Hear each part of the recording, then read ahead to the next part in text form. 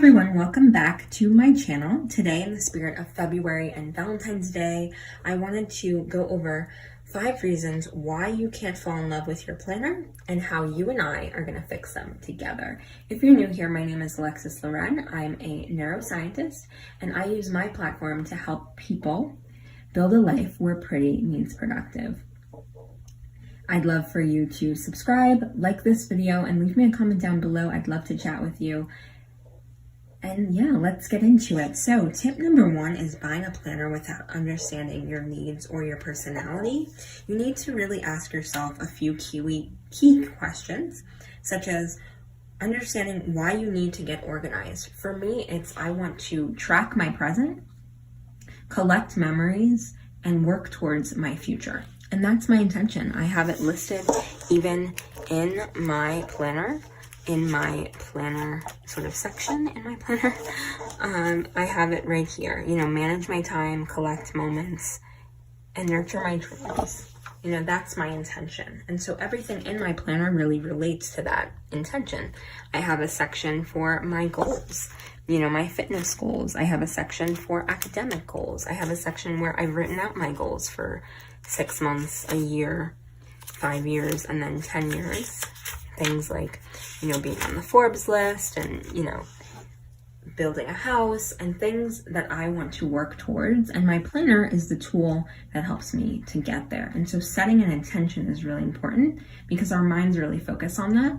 And what you focus and you magnify through a process called selective attention, which I've talked about before, you relate back to yourself in the things that you're able to achieve. You also want to know, what are you hoping for in terms of results in 6 months or a year? And that's why that 6-month goal list and that 1-year goal list is really important to my planner system. I need to know what I'm working towards so that when, June comes along, I know what I've achieved. And so that's why I keep this memory flyleaf in my planner as well as my yearly section. And then I also have things on my monthly to help me see what's coming up in the month. What do you need to track? Yearly, monthly, daily. Things like brushing your teeth or changing your toothbrush, or, what habits are you trying to build? That'll dictate what inserts you use. If it's something where you're trying to maybe track your moods, and the way that certain moods happen, you might use something like this, which is a foldout from Peanut's Planner Co. Or, to track your exercise, which is a goal that you're trying to achieve. You might use something like this also from Peanut's Planner Co. But all of these inserts really are based on what you need to do. Do you like something custom made or pre-made? And, for me, it's pretty obvious. I like custom made things. I like to make things certainly in Canva and on other programs for my planner that I can use for my system. For other people, it might be a Target or Walmart planner from Blue Sky that has a monthly and a weekly, and they're able to survive off of that because that's what they need in that season.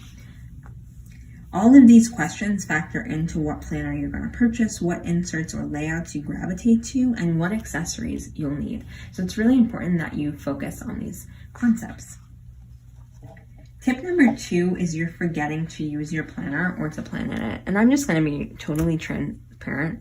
Sometimes I forget to fill out my monthly even, but it's about scheduling time into your day or your week to plan. A great thing that you can do to really get your brain in sort of a routine of this is what I'm going to plan, this is when I'm going to fill out my weekly spreads, or this is when I'm going to print new inserts, is you're going to want to leave your planner open by your nightstand or your desk so that you can check it before starting or ending your day. It will start a mental association between your planner and your routine so that when you get to a certain point in the day, your brain will tell you, based on signals, based on cues, that it's time to open up your planner and use it.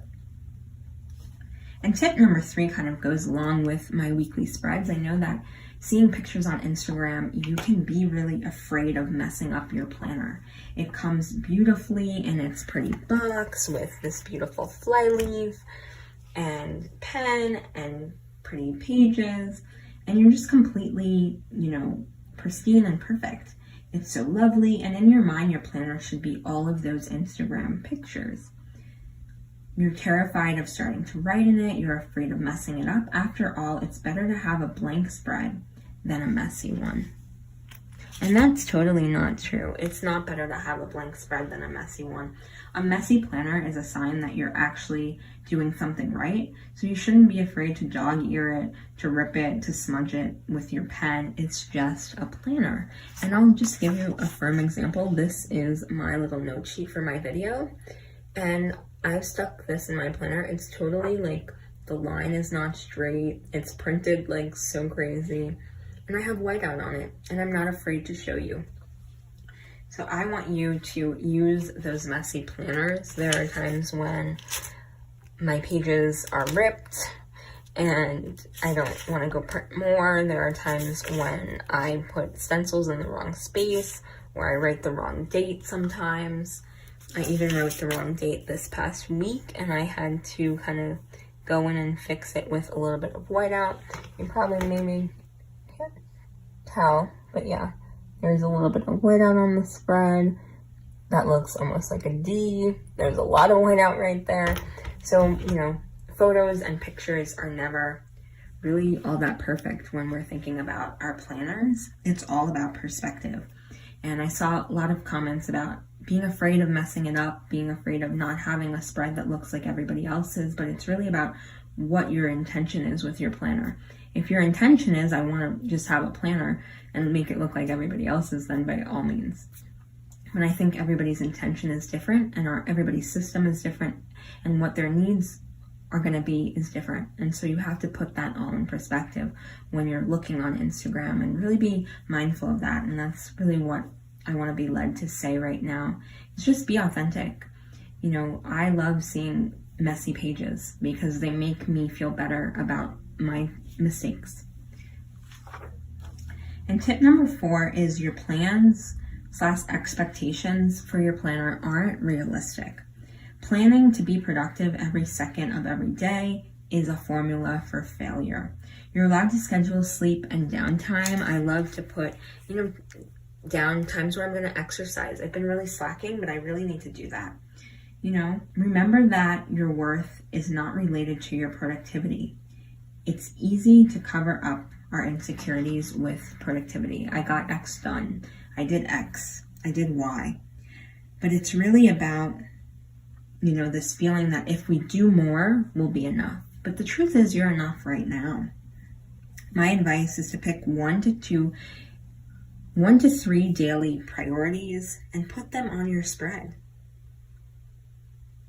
And if there's room, gradually add a few more from your to-do list. You can see on my spread that I have a couple of tasks to do, maybe like 3. It was print inserts, print the content cards, and practice my Russian lesson. And that's all I did that day. And I feel fine with that. You may also require 2 planners to segment your tasks so that you're not feeling overwhelmed. And that's okay. It's just about reminding yourself, why do I plan? And building a system around that answer. And that's really my best advice, is build a system around your reason to plan. And number 5 is that your planner doesn't travel well. The giant 8x5x11 planner with the folded papers and sticky notes poking out in all directions may work for your stay-at-home life desk planner, but the reality is you can't carry around all that. And I will just show you my A5 because I'm not going to take this everywhere. It's so big, it's so bulky, but I love it for sitting on my desk. I love it for note-taking at home, but it's not going to go with me on an airplane or on the bus or in my car, because it's just too heavy. And I'm perfectly okay with that, and I've built my system around knowing that those are my needs and that I need something smaller. And so everything I need on the go is in this one planner. By using the Notes app on your phone even is a good idea. You can easily have everything you need to be productive during the day on you when you need it.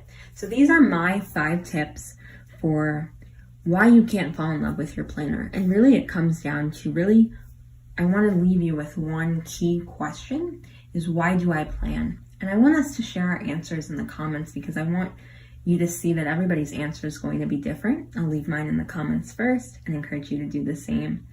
But yeah, I think it's important to really focus on that and understand that answer. And so yeah, with that, that's the end of my video. I hope you liked it, and I will talk to you guys later. Bye.